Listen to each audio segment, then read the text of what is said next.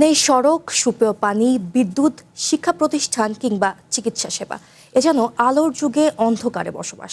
বছরের পর বছর ধরে তাই দুর্বিষহ জীবনযাপন করছে রাঙামাটির লংগদুর গুলশাখালী ইউনিয়নের 4 গ্রামের কয়েক হাজার মানুষ।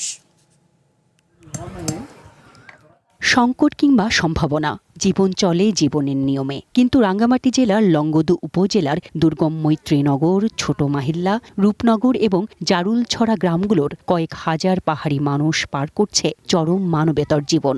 চলাচলের জন্য নেই সড়ক, পান করার জন্য গভীর নলকূপ না থাকায় কুয়ার পানি একমাত্র ভরসা। কিন্তু গ্রীষ্মকালে কুয়ার পানি শুকিয়ে গেলে সৃষ্টি হয় পানির জন্য হাহাকার। বাংলাদেশে এলো এই প্রথম টাচলেস আরএকে সেন্সেশন ওয়াটার ক্লোজেট।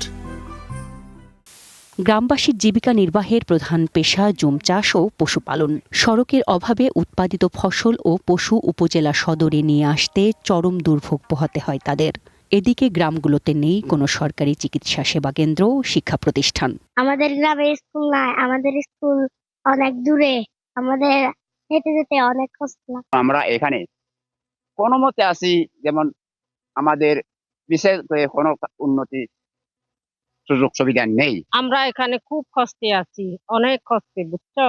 এই যে রাস্তাঘাট অসুবিধা, তারপরে ছেলে মেয়ে স্কুলে পড়াশোনা করতে অসুবিধা, স্কুল নাই, স্কুল আছে অনেক দূরে, যেতে হেঁটে যেতে হয়, পোলাপানেরা অনেক কষ্ট পায়। দুর্গম এলাকা, তো এই জিনিসটা সরকারের কাছে আমি আবেদন, বাংলা সরকারের কাছে, ডিফেন্স সরকারের কাছে আবেদন যেন আমাদের সড়ক পথ হয়। পানি খাইতে অসুবিধা, কারেন্ট নাই, কত উড়ি পানি খাই আমরা। বর্তমান সরকার উন্নয়ন বান্ধব, গ্রামভিত্তিক উন্নয়নের জন্য রয়েছে নানা পরিকল্পনা, জানিয়েছেন রাঙ্গামাটি জেলা পরিষদের সদস্য। এদের জীবনমানটা অত্যন্ত দুর্বিষহ। ওনাদের জীবিকা নির্বাহ হয় বন্যা পালন করে, ধান চাষ করে, জুম চাষ করে, হাঁস মুরগি পালন করে।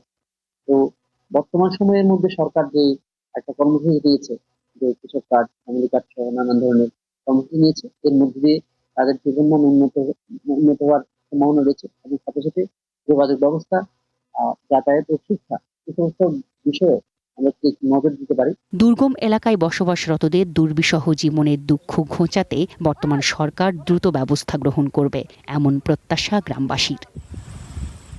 One national desk.